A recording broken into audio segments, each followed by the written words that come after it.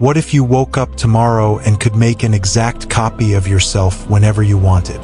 What would happen to the world? You're packed so tight in the morning rush hour subway you can barely breathe, thinking to yourself, I wish there was another me who could go to work for me. The next second, someone wearing the exact same clothes with the exact same expression is standing right next to you. The entire train car goes silent, then erupts in screams. But what really sends a chill down your spine is the first thing that you says, why should I go to work for you? That's the brutal truth of this copying ability. You're not creating a tool.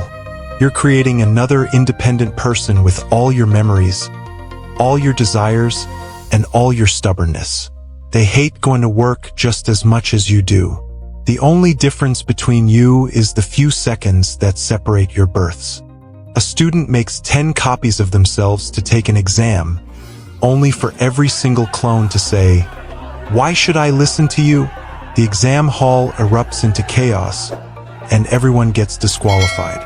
An office worker makes a copy to stay at their desk, but by mid-morning, the clone has sent a company-wide email exposing all the original's dirty secrets and stormed out. A prison inmate makes hundreds of copies, breaks out of their cell, and then they all start fighting each other. Who's in charge?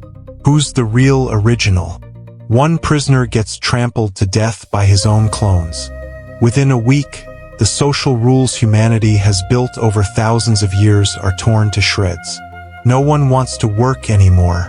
A boss makes copies of themselves to be employees, and the clones just throw their files on the floor. A driver makes a substitute who says, don't you have hands of your own? Supermarket shelves are stripped bare as 100 of your clones fight each other over the same bag of instant noodles. Self-identity completely collapses.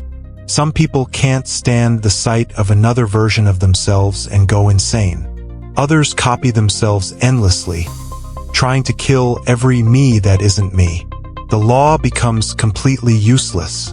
How do you put a clone on trial for killing the original? They have the same fingerprints, the same DNA, the same memories, and the same motive. But there's a third force.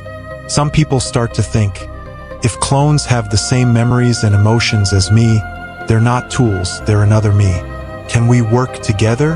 A month later, the surviving humans split into 3 civilizations.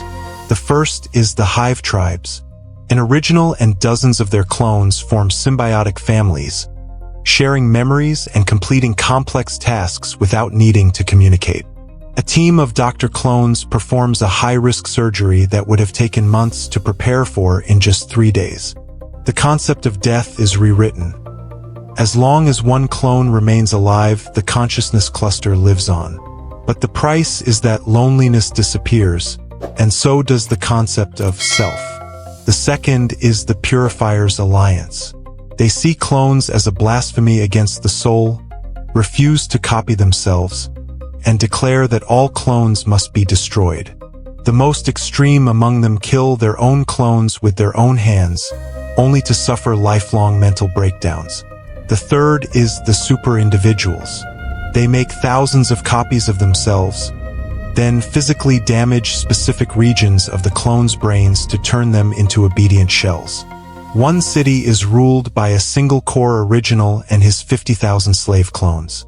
This is the darkest form of slavery in human history, but the biggest twist of all is that no one wants to have children anymore. Why raise a stranger when you can just copy yourself? The global birth rate drops to nearly 0 within a year. Humanity abandons the desire to create new life, only willing to replicate old versions of itself. We become a stagnant species.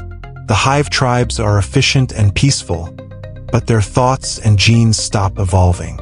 The super individuals hold absolute power, but the world no longer has new voices or new possibilities. Human civilization doesn't collapse in chaos, it freezes in narcissism. This ability to copy ourselves is nothing more than a mirror held up to all of humanity. Can you accept that another you has the same rights as you? Can you trust that they won't betray you? Most people can't.